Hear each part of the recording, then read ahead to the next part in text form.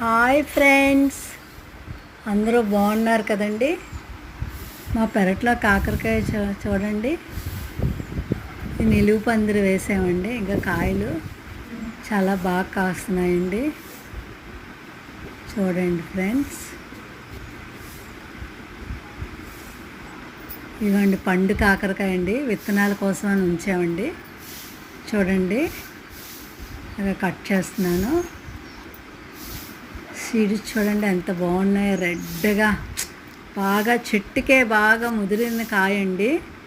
ఈ విత్తనాలు వేస్తే మంచి కాయలు చాలా బాగా బలంగా వస్తాయండి. చూడండి ఫ్రెండ్స్, మీకు అవి కడిగి చూపిస్తాను లోపల షీడ్స్ ఎలా ఉంటాయో.